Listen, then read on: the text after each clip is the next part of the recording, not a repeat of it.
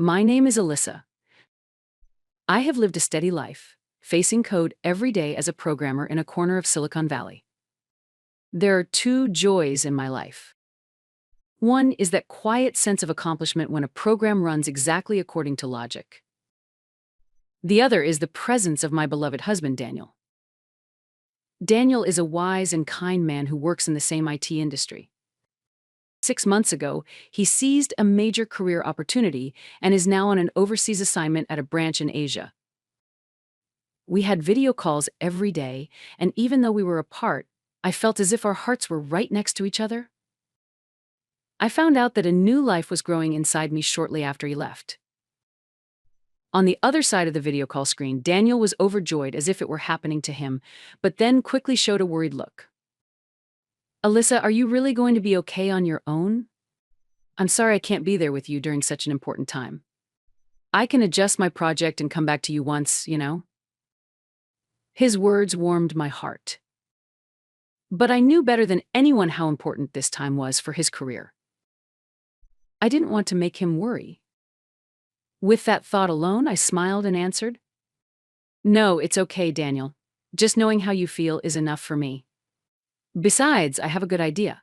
I'm thinking of going back to my parents' house until the baby is born. If Dad and Mom are there with me, you can feel at ease too, right?" At my suggestion, Daniel on the other side of the screen looked slightly relieved. "Yeah, you're right. If your parents are there with you, I can feel a little more at ease." I had no idea that choice would be the entrance to hell. A few days later, I headed to my parents' house in the suburbs of California. There lived my father, Andrew, my mother, Rachel, and my much younger high school-aged sister, Lauren. Ever since I started working, it had become a tradition to take my parents on trips to Europe. Last year it was Italy, the year before that France, and before that Spain. Mrs. Foster from the neighborhood was listening to our travel stories with such envy, my mother would say with satisfaction, and hearing that had always felt like my way of being a good daughter. I worked desperately just to see that smile. Because I truly believed, from the bottom of my heart, that it was my duty as their daughter. However, the one who welcomed me home this time was not the warm smile of my family. One day, when I was feeling sick from early pregnancy nausea and resting on the sofa, my mother stood in front of me with an exaggerated sigh. "Oh my, that looks tough. But it's just morning sickness, isn't it? It's not an illness, so don't make such a fuss. When I was your age, I got through morning sickness with sheer willpower, and I still did all the housework and work perfectly." After saying all she wanted to say, she disappeared into the kitchen. I couldn't talk back, and all I could do was fight the urge to throw up. In this house, even being pregnant was seen as just an excuse for laziness. It wasn't only my mother. My high school-aged sister Lauren seemed to think of me as nothing more than a convenient wallet. One afternoon, as I was taking a short break in the living room, Lauren came running over with a fashion magazine in hand. "Hey, look at this. This bag is from a brand that's super popular at school right now. Isn't it cute?" She pointed to a brand new designer bag that seemed far too expensive for a teenager. The price easily exceeded $1,000.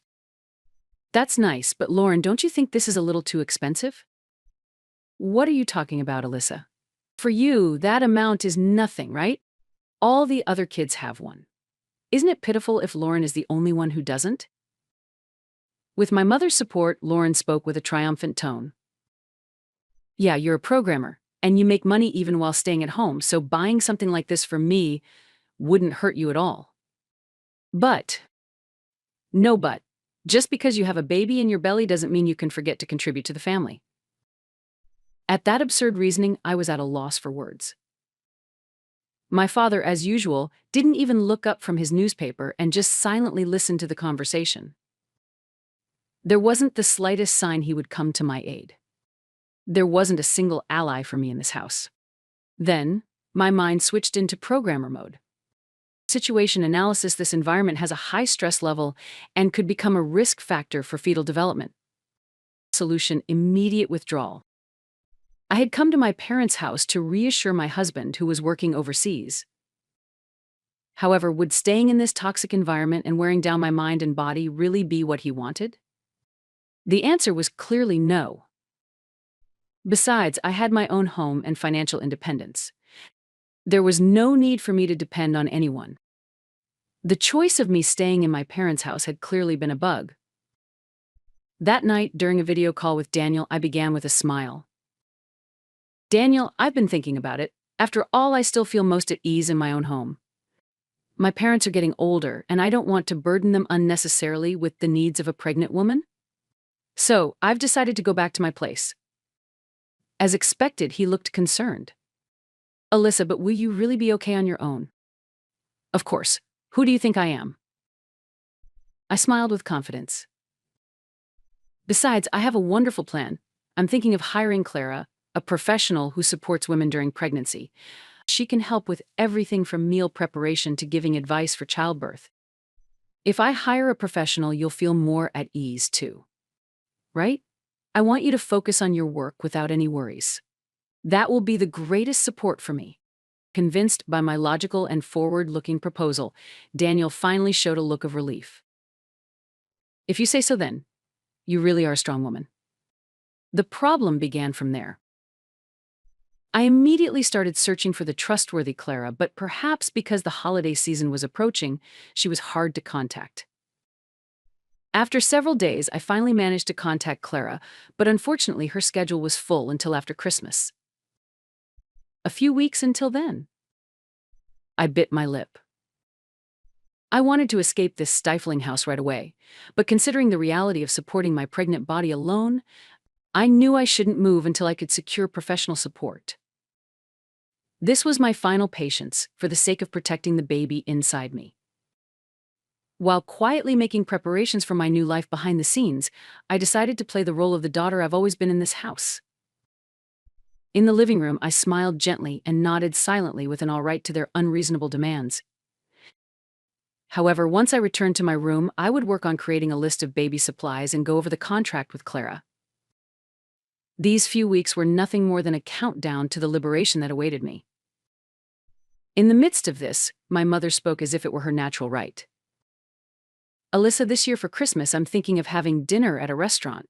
Make a reservation for that Italian place in town, the most popular one. The moment I heard those words, I felt an unpleasant rush of blood coursing backward through my entire body. I wanted to snap back immediately, make the reservation yourself.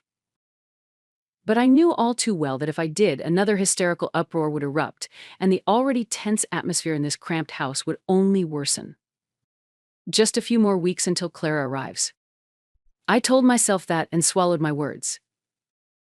Perhaps, in some corner of my heart, a small yet foolish hope had begun to take root.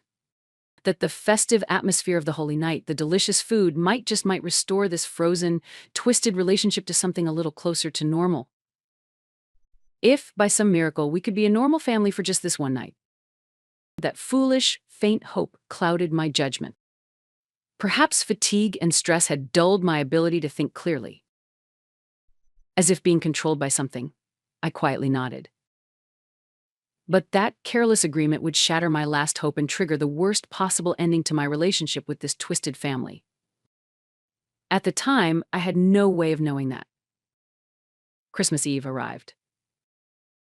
The restaurant was filled with dazzling illuminations and the laughter of happy families and couples. In that warm atmosphere, the painful days at my parents' house felt almost like a lie. I could feel the cold weariness that had taken root in my heart, slowly beginning to melt away. Well, now, this is quite a splendid place. Alyssa, you're actually useful once in a while, aren't you? Unlike his usual taciturn self, my father seemed to be in high spirits. Rachel and Lauren were as giddy as children in front of a jewelry box. Peering together at the thick wine list, they exclaimed, "Oh, they have Romani Conti," and chatted excitedly without the slightest concern for the price. Seeing them like that, I loosened my guard just a little, thinking maybe, just for tonight, we can be a normal family again. A waiter moved gracefully from table to table, handing out luxurious leather-bound menus. The menus had a sense of weight to them, adorned with gold foil embossing. One was given to my father, then to my mother, and then to Lauren. But the menu handed to me was nothing like theirs. It was a single, flimsy sheet of copy paper. A simple list with nothing but the restaurant logo printed at the top. Excuse me, I think I may have the wrong menu. When I asked the waiter, puzzled, the young man looked equally troubled, his expression apologetic as he hesitated for words. Before he could say anything, my mother cut him off with a voice so loud it was clearly meant to be overheard. "Oh, it's fine. That's the right one. You see, Alyssa, that's your special menu." She went on smiling maliciously, her expression one of sheer enjoyment. Her voice rang out clearly, even in the lively restaurant. "That's the budget menu for freeloaders. Since you're always living off of us without so much as a word of thanks, it's only fair, isn't it?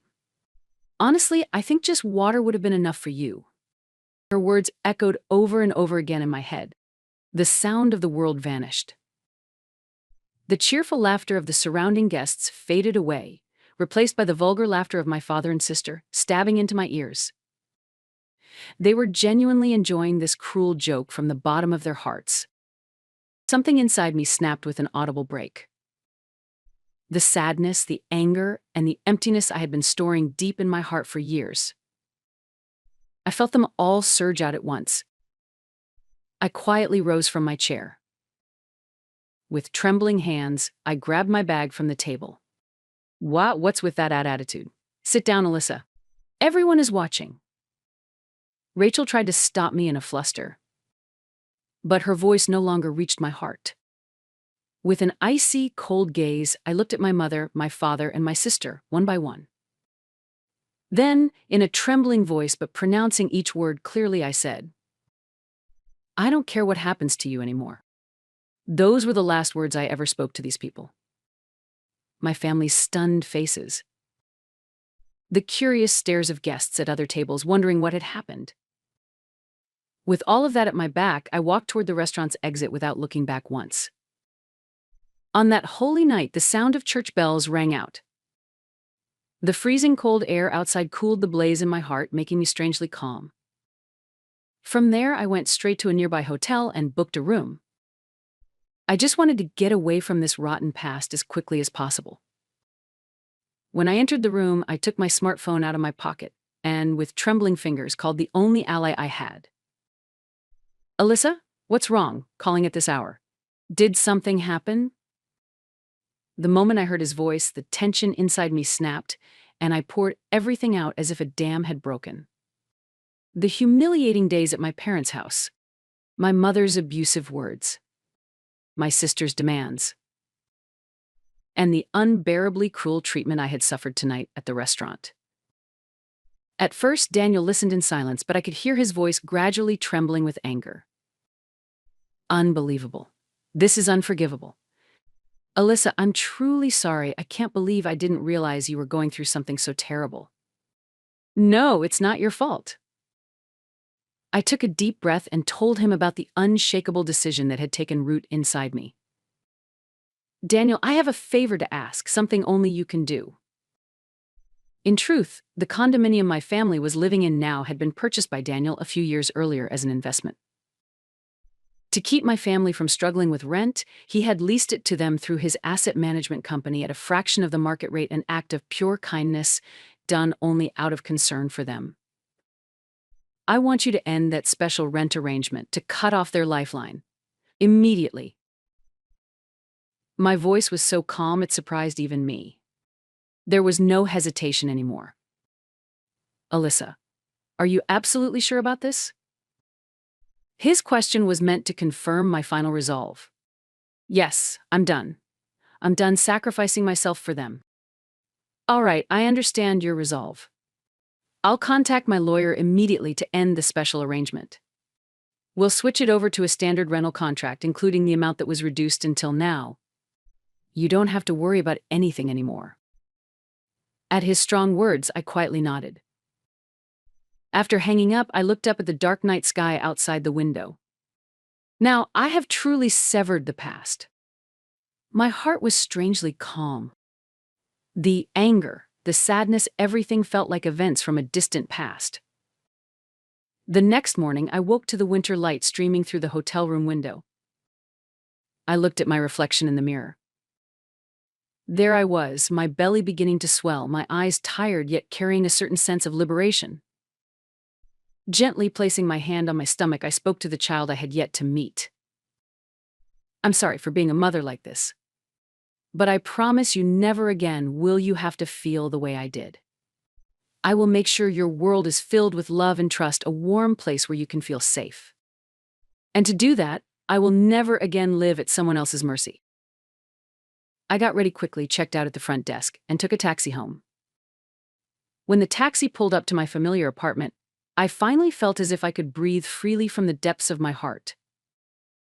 That afternoon, just as promised, a woman came to see me. It was Clara, a specialist in pregnancy and childbirth support. With her soft silver hair neatly arranged and her warm yet strong eyes, she seemed to see right through my worries within minutes of our first meeting. Alyssa, you've been through so much, but it's all right now. From this moment on, I'm part of your team. With that strong statement, I felt the last bit of ice clinging to my heart crack and melt away. Using the funds Daniel had quickly sent me, the creation of my new castle began.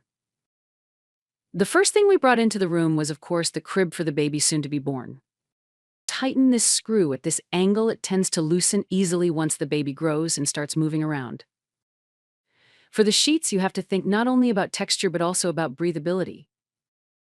Listening to her precise advice, we put the boards together and tightened the screws. When we stepped back, wiping the sweat from our brows, and looked at the slightly imperfect but completed crib, a gentle sense of accomplishment washed over me, along with a deep reassurance I had never felt before. This was the first cornerstone of a new castle, one that belonged only to me and my child, untouchable by anyone else. And in this castle, I was not alone. I had a trustworthy companion. A few days later, we visited a baby goods store together. The shop was filled with happy young couples and other expectant mothers being gently accompanied by their own mothers. The old me might have felt a sharp thorn of loneliness pierce my chest at such a sight. But now Clara was right there beside me. Oh, this pacifier has a cute design, but it's hard to clean. This one's more practical. When it comes to diapers, it's best to try small packs from various brands at first and find the one that suits your baby's skin. Her calm and precise guidance cleared my mind, which had been in danger of drowning in a sea of endless products. I no longer had a blood family to lean on as if it were the most natural thing in the world. But here I had something much more precious for my baby, a solid support built on expertise and experience. The cart was growing heavy with diapers and formula when it happened. As I reached up to take down the largest pack of diapers from the shelf, Clara immediately stopped my hand with a gentle smile. Alyssa, no, that's my job. And at that exact moment, an older store clerk nearby hurried over to us. Oh my, an expectant mother. Even with 2 people, you shouldn't be carrying something that heavy. I'll take it to the register for you, all right? Wrapped in this double layer of warmth of her professional support and kindness, I suddenly found myself frozen in place. My eyes welled up with tears at the warmth I had never once received from the family that only ever exploited and insulted me. The world is not made up solely of cold and cruel places. Even without blood ties, it can be filled with so much kindness. To me, frozen on the brink of despair, 2 strong rays of hope had shone down from different directions. A week had passed since Christmas, and the new year had arrived. There had not been a single phone call, not even one email, from my father, mother, and sister. Even though their pregnant daughter and sister had stormed out into the winter night. Their concern was not for my health or safety, but only for where their ATM had gone. That fact cleanly severed the last lingering attachment I had to them. And so, about a month after Christmas, it happened. One day, in the stillness of the afternoon, my smartphone rang. On the screen was a name I had hoped never to see again, my mother's. Determined not to let this hard-earned peace be shattered, I ignored the call without hesitation. But it didn't stop at just one.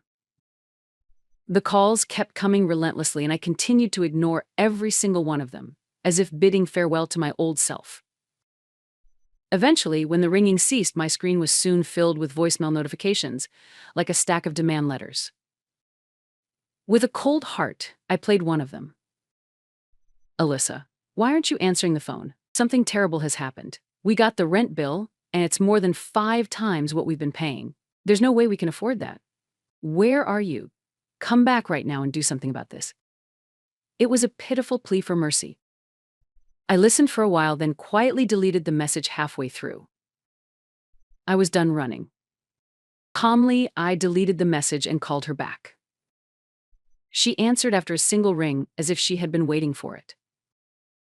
Alyssa, thank goodness I finally got through. Where on earth have you been? What have you? What do you want? At the sound of my own voice, so cold and quiet it even surprised me, my mother faltered for a moment. But she quickly reverted to her usual hysterical tone. What do I want? You know very well. The rent, Alyssa, the rent. You must have said something to Daniel to turn him against us. He would never do something this cruel to us on his own. Cruel? No, Mother. That is the real price of that apartment. Looks like you've finally realized just how much sweet nectar you've been sucking all these years. What are you talking about? We haven't. Did you really think I didn't know? That apartment belongs to Daniel. He rented it to you for an unbelievably low price out of sheer kindness because you were my family. Kindness from that gentleman you never once thanked. I heard the sound of my mother catching her breath on the other end of the line. She seemed shaken, as if this was the first time she'd learned the truth. I never knew that.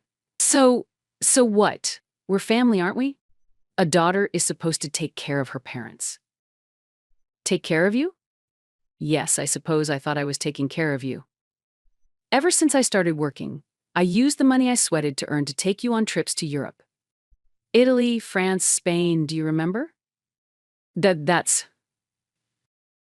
Every time we came back from those trips, you'd say Mrs. Foster from next door was so jealous. But did you ever once look me in the eye and say, Alyssa, thank you? Thanks to you, we had such a wonderful time? No, not once. To you, those trips were nothing more than a way to feed your vanity. My words seemed to leave my mother completely speechless. And then, when I came back to my parents' house pregnant at the very time I needed support the most, what did you call me? A freeloader. You shoved a so-called freeloader menu in front of me at a restaurant I was paying for. And you all laughed at me together. I'll never forget the satisfied look on your face that day. Funny, isn't it? You never realized that you were the real freeloaders. That your comfortable life, your days full of vanity and luxury, were made possible by the very freeloader you looked down on with all your heart. How does it feel, facing that reality now? Silence. It was proof she had acknowledged everything. In a voice as cold as ice, I delivered my notice. It's simple. If you can't pay the rent, then move somewhere cheaper. Or maybe it's time for you, who's been a full-time housewife your whole life, to try working. It might be a good lesson to know how the real world works. Before my mother could respond, I hung up on her. There was no need to hear her voice anymore. Another month passed after that. During that time, I steadily prepared for my new life. There was no contact from them, and I had no desire for any. Then one day, my phone rang again with my mother's name flashing on the screen. Even before answering, I felt nothing but a sense of dread. When I picked up, what came through the line was no longer an angry shout. Help me, Alyssa, please. A pitiful, sobbing voice, gasping between words. She said my father had made a disastrous mistake in some investment scheme. Not only had he lost money, but he had also racked up an enormous debt. It's not even about the rent anymore. The debt collectors keep calling over and over. Pride, vanity, everything stripped away. What came through the phone was nothing more than begging. The voice on the other end was no longer the overbearing mother I had known, but simply that of a cornered, pitiful human being. Her tone shifted completely, appealing to sentiment, and she continued in a trembling voice. Alyssa, please, I was wrong. I was the one at fault. So please, I'm begging you, help us. We're blood family, aren't we? For the sake of the baby you're carrying, you can't let this. The moment I heard those words, the very last drop of sympathy I had left for her vanished completely. For the baby? Don't make me laugh. This child doesn't need a family like yours. No, in the first place. You aren't family at all. A real family is there to support each other in times of need and to give unconditional love. A relationship where you control people for your own convenience and see them only as a source of money that's not family. That's just exploitation. I spoke my final words quietly, but with absolute clarity. I'm no longer your ATM. Wait. Before she could finish shouting, I pressed the button to end the call. Then, to make sure this number would never appear before me again, I deleted the entire contact from my phone. Months later, I was in the delivery room. My parents and sister weren't there, but beside me was Daniel, gripping my hand tightly and drenched in sweat. He had rearranged his overseas work and flown back, just for this day. Through the searing pain, supported by his voice and the midwife's, I summoned every ounce of strength I had, and soon a strong newborn cry filled the air. Holding that tiny life in my arms, Daniel embraced me through his tears and said, "Thank you." I later learned that my parents had been forced out of the condo by debt and started to live in an old apartment. My father put almost all his income toward repayment. My mother worked an unfamiliar job at a supermarket, and my sister Lauren held multiple part-time jobs to help make ends meet. But that no longer had anything to do with me. I began a new life with Daniel, who had returned to stay, and our son, living together as a real family. The house wasn't luxurious, but it was filled with laughter and sunlight. As I watched my son's sleeping face, I thought back to my old home. The cold stares, the barbed words. But now I feel gratitude more than hatred. Because of those experiences, I learned what true happiness was. Once I tried to earn love with trips and gifts, but all I received in return were more demands. Real bonds can never be bought with money. Daniel put his arm around my shoulders and asked, "What are you thinking about?" "Just looking at our treasure," I replied, and he said, "We'll always be a family. I'll protect us no matter what." Those words filled my heart. One day, when this child is grown, I want to tell him there are things more important than money, to trust and love people, and to have the courage to stand up for yourself when you're wronged. The so-called family I once had is gone, but I've lost nothing. Because the real treasure is right here, in these small hands,